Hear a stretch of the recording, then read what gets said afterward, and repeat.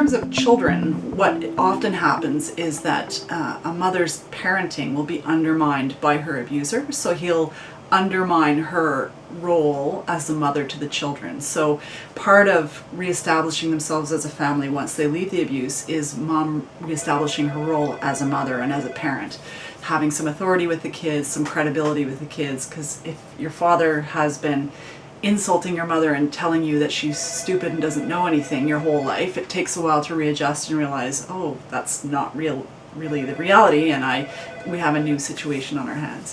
One of the most disturbing stories that comes to mind was a very young child who was a toddler, basically, was taught by father to spit on mother. So that was dad's lesson to this child about how you treat mother. So obviously that's not okay, and so it's a process of limit setting with the child, but in an appropriate manner, right? So no, you can't do that. If you do that, you're going to have a timeout, and then you can come back and apologize, and we'll start again, sort of thing. And that kind of repetition over time starts to have an impact.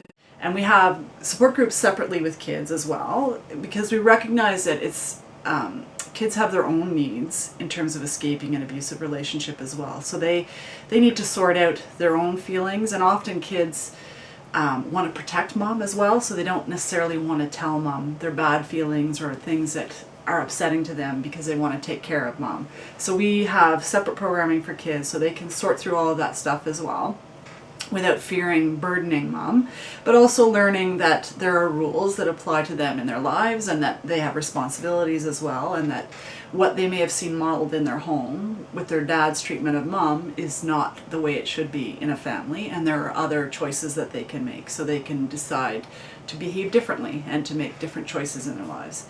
And one of the things we've learned over the 40 years that shelters have been in operation in Canada and North America is that kids who unlearn what they've learned in their families can make different choices as adults. So intervening with kids works, and learning different ways of doing things is important, and it works.